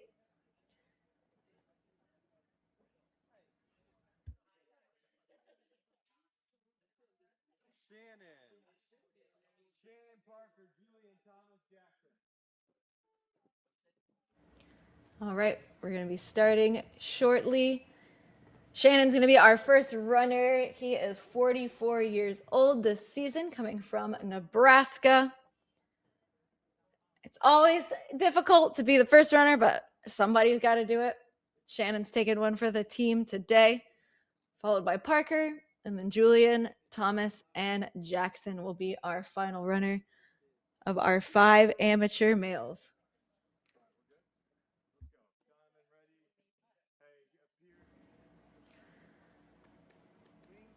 You guys that are watching at home, which style course do you prefer to run and which style course do you prefer to watch? Do you prefer to run the challenge course or the placement course? And which one do you think is the most fun for you to watch in our Premier Series Season 4? For me, I like to compete on challenge, but I think that placement is the most fun to watch, the speedy action. Looks like we're getting ready for our first runner here, Shannon Murphy, on that starting platform, waiting for that NinjaWorks countdown. And he is off, headed through follow the green, little balance to get, the nerves out as you step out on the course, going right away to the bows. And now for our females, they had to get through 3 obstacles to qualify, but for our males, there are 5 of them. So you do have to place in those top 4 to qualify. Great throw out of Shannon. He's got to pull himself up on this platform. And he is on to the key locks. I really like this hanging approach to the, he pulls that one out. He's got to lock that one back in. Those key locks, you got to keep your weight straight down on them. You cannot pull them back with your weight off of it or it will pop out like we saw Shannon do. I was saying I really like this hanging approach to the key locks, making them swing a little bit. He's got to lock it in. And when it's moving like that, he's got it though. He just needs one more. Staying very calm here. He locks in that last one. Great work out of Shannon.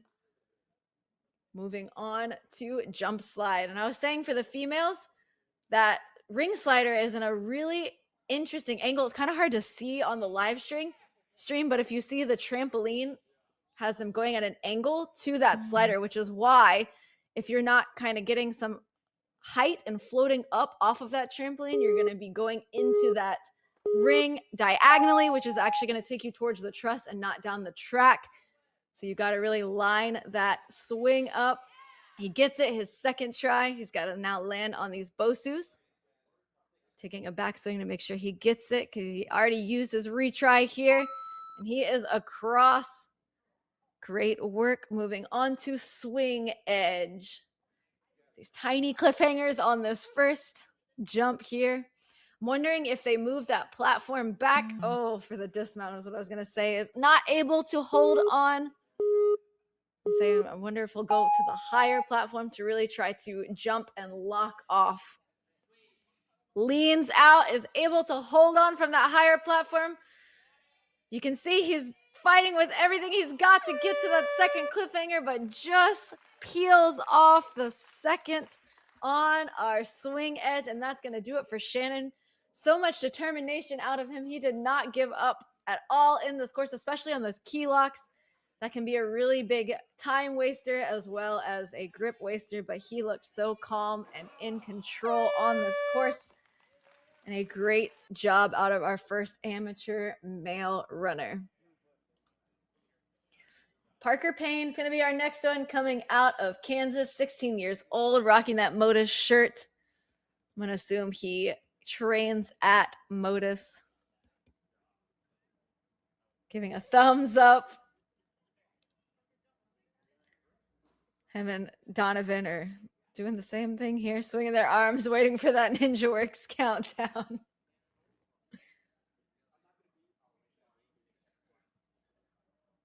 Making sure the course is reset.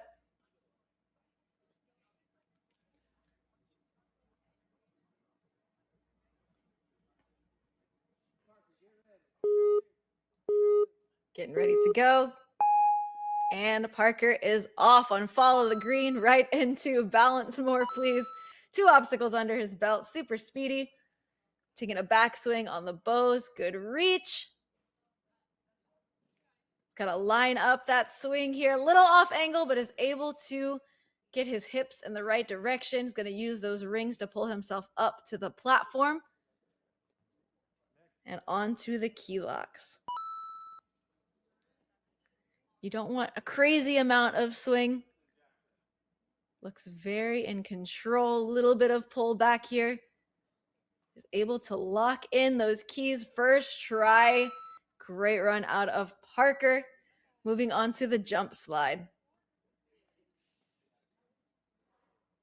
Oh, that slider is very, very difficult to push out that trolley, but he's gonna try to slide it down. It's very slippery.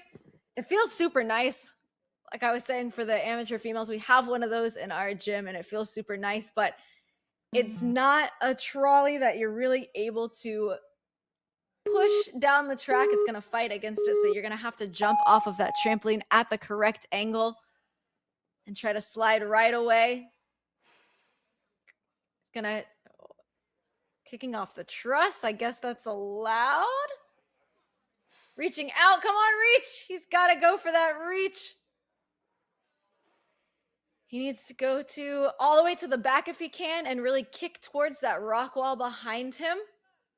But he's in no man's land right now, swinging in circles, but he has already used a retry and he does not want to fail on this obstacle if he wants to take one of those spots. But you can see now he's swinging very off angle here. He's not swinging the direction he wants to go. He is in a circle, and a circle will correct itself eventually if he is patient enough, but you know that his arms have got to be feeling it. He's been hanging on that ring for, I would say, at least 30 seconds at this point, if not longer.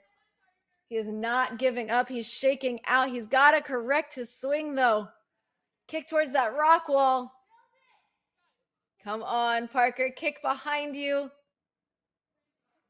If he can get a really big kick towards that rock wall, that slider is fighting him, though. Even the coach is saying to kick. Big kick towards that rock wall. Come on, Parker. Correct it here. I love that he is not giving up, showing a lot of grit, and unfortunately, that's going to do it. You know, that's got to be a disappointing way to go out fighting to try to stay up, but was just not able to get the right jump out to that slider from the trampoline. That obstacle is very deceiving. It looks pretty straightforward, but it's one that's going to throw you off if you're not at the right angle. And unfortunately for Parker, he's going to fall victim to the jump slide. With 3 runners left, as long as they can all these 3 runners can get past that point, they will qualify for Premier Series finals. And Julian is going to be our next runner. our Canadian athletes that made the trip to Motus. He's going to be stepping his way through our balance. Follow the green into balance, please. And reaching right away out to the bows. Great links. Really good pull throughs. Very strong performance so far out of Julian.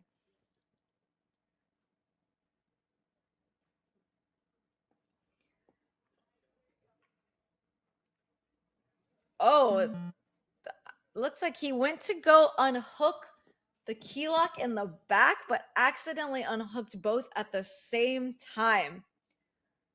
Very interesting. It looks like he was almost trying to do it without a swing at all and ended up just kind of like popping it out instead of popping that back one out on his backswing. If you've never done key locks before, it's a very interesting obstacle. You see, he's trying to do it in a complete lock off instead of having a little bit of swing. He does need a tiny bit of swing to get him to that next key lock.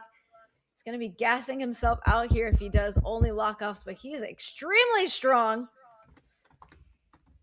Just needs a little bit of momentum to get to that, and he's got it using one retry, but now he's going to have to get through this obstacle here in order to secure one of those qualifying spots. Okay. Billy is back. Sorry, I've been gone. My Wi-Fi. Oh my God. Are you... And he's having a little bit of trouble. Again? As okay, I think I'm back. My Wi-Fi is being incredibly spotty at the minute, everybody. I apologize deeply. Okay. We have Julian right now coming in onto the swing edge. 22.5 seconds ahead of the rest of the field so far. We've had some great success from our males currently, but the swing edge has been the culprit all day. So let's see if Julian can come along through and conquer it. Yep, Julian has secured his spot officially for Premier Series Finals as well, which he needed to get through that last obstacle, and he did, and now he's jumping out to the swing edge. Great throw. Let's see. I don't know if they moved this dismount back or not, but he's going to go for that reverse catch. And just looking now for that dismount, and he's got it. It does look a far distance away, to be fair. Julian now is going to be coming into unknown territory for the male division as we now move into the octopus. Going to take a bit of water here. Our Canadian representative wanting to pull on through on this World's Classic now that appeared earlier on this year. Let's see if he can crack it. Yeah, it looks like they did move that dismount. We had two of our amateur females make a skip from that under the reverse grab, so I think they moved it back for the males so they couldn't skip it. Nice. I'm liking the momentum carrying. He's putting his lower body back at the end up for grabs, and he's got the cane, and he grabs it. Right, nice. This is good. This is very, very good. Now he's trying to map out his moves, ready for the blade now. Here he goes. He's got all three in contention now. It used to be just two for the females, but here we go now. It looks like I'm seeing one slogie on the other side of the last one as well. That's a bit insane. Yeah, I'm not sure what's on the other side. Oh, it looks like a regular flat cliffhanger, but there is a sloper on the back of that last one as well. Here we go. Nice! He gets the grab! Julian coming along through. I'm loving this so far. Time is ticking, but he's getting more points with that dismount there. Oh my goodness. Some of the kids yesterday were putting two hands on only that tiny cliff on the final one. But Julian coming along through with the tricky tech. But he's got 5 seconds left. Let's see how far he gets into the skyhooks. Links that first one, but time is going to run out on him. And that's it for Julian's run.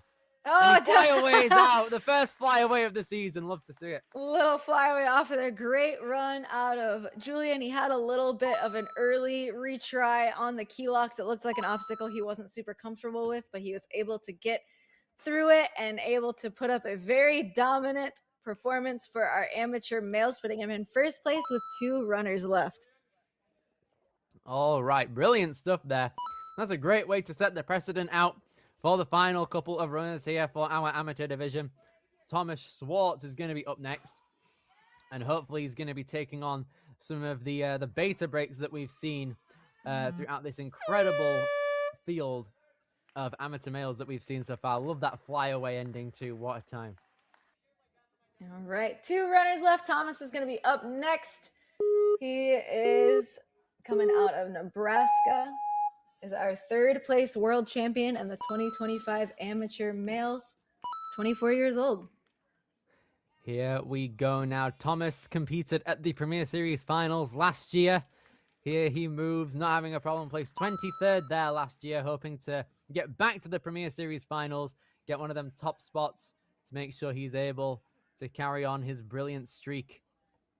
Looking very calm. Yeah, very calm and in control on these key locks. Not too much swing there. Is able to get through no problem. This one has actually been giving our division a lot of trouble, but I love that he floated up off the trampoline to line himself up on that slider instead of straight into it and made that obstacle look easy. He's going to move on through here. Not having any trouble as he comes into the swing edge, keeping that grip in play. He placed 25th at the World Championships this year, made it to stage 2. Here he goes on the swing edge. Oh my gosh! Okay, one hand. That was insane. Did you see that? That was immense. All right, he's now a minute ahead of Julian at this point. That was like a 180 one hand catch. That was crazy save. I am of the shocked variety of the minute at that saved. Oh my goodness. But he's now got the cane in his hand early. A large amount of airtime to stick himself onto that platform. And now he's got 2 minutes left. Coming into the blade. No retries used. This is a good pace. If he keeps this up, we could see it clear. I'm just saying. I think we could. It depends on how his grip is feeling, though. He's 8 obstacles, or he's on the 8th obstacle now. 7 obstacles into this challenge course. Looks like he's trying to figure out where he wants his hands to go. A minute 38. He's been hanging for a while, to be fair. So his hands are going to be absolutely wrecked. We're going to see here him use both of the sides of that second blade. Now how's he going to fare? He saw Julian do it. Can Thomas do it too? Just missed it. On that backhand. Yeah, he wasn't quite accurate with that sloper hand. Just missed it. Let's see if he's going to go for that again or if he's going to try to... I think throwing to the front of that last one's going to be difficult because of the angle that cliffhanger's at. Here he goes, swinging back and forth, getting ready to go for that second one. Yes! No! He had it! He adjusted his hands. Oh, and he just peeled off. Heartbreaking there for Thomas. It was a great run, though, out of Thomas. Looking very just in control. Looks like he had a great plan on all these obstacles. Stuck to it and was able to make his way almost through the katanas. But anyway, he did secure a qualifying spot into Premier Series finals. So great job, Thomas. It just seemed like on that final one, he had too much pressure on one hand and it ultimately flung him off. That was heartbreaking. Now, Jackson Amaro being our final competitor here for the amateur male division and the amateur division as a whole. 5'6" height, 5'7" wingspan, 143 pounds. Been doing ninja since 2018. He competes in all the leagues and also participating in track and field and pole vault and long jump. He models such his ninja skill after his coach Tyler Smith, and it's apparent looking at his placement course run from earlier and his challenge course run at the minute. He's 9 seconds ahead of the fastest time.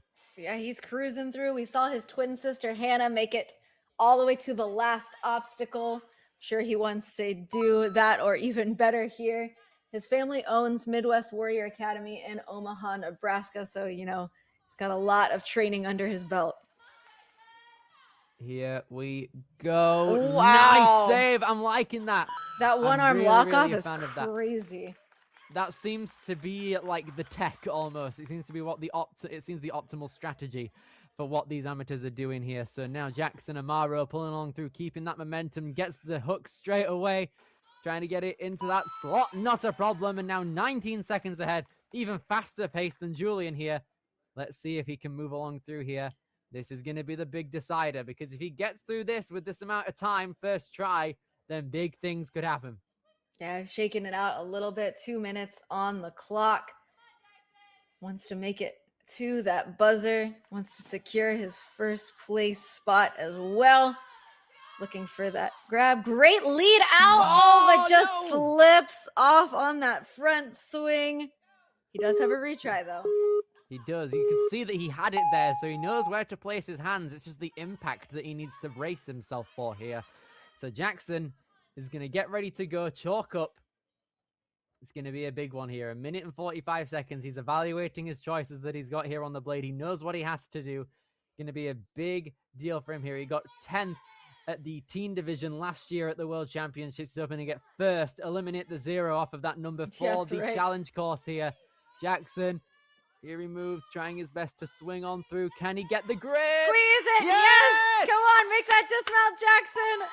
Great job. A minute 18 on the clock. He has secured that first place spot, but we know that he wants a clear on this course. Okay, I'm on the edge of my seat currently.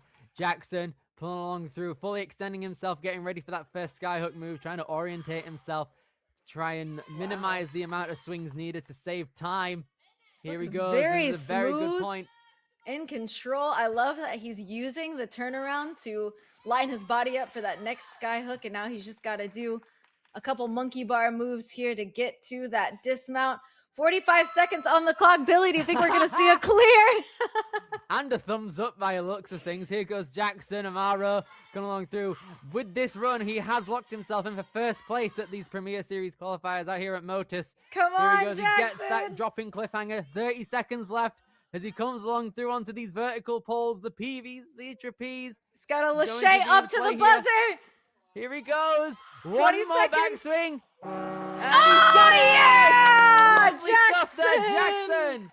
Amaro coming in with the only clear here of the entire male division so far. Oh my goodness. The throw off of that last obstacle made me a little nervous. It looked like his hands weren't opening at the time that he wanted to. I'm sure he's feeling pumped, but he's able to get up to that buzzer. A very impressive run. Our only clear in the amateur division out of Jackson. That was brilliant. That's the first time we've seen a male runner complete the challenge course all weekend, I think, actually, which is kind of insane. Absolutely brilliant stuff. The thumbs up there as well. He knew what he was about. The awareness of the... Brilliant. So good out of Jackson. And I love watching in the background. You can see the whole Motus team smiling every time somebody's clearing through their obstacles because, you know, the team wants to see that. That's going to secure first place for Jackson heading into finals, followed by Julian, Thomas, and Shannon are all going to be qualifying for our males. Oh my goodness. What a way to finish that out.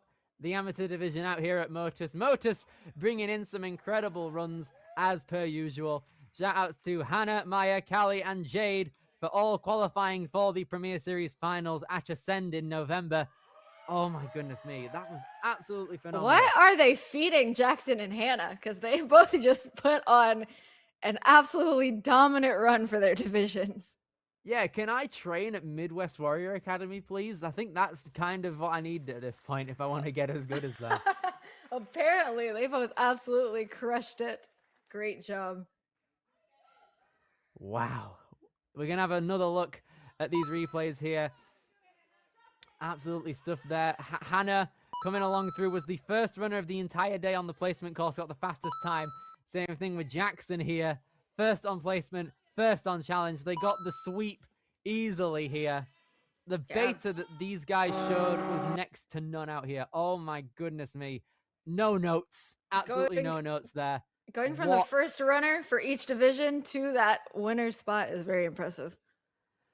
Oh my goodness me. Now you guys, if you thought that the action ends there, you are dead wrong because we have got 2 more divisions for the entirety of this weekend here. We've got the teens and elites.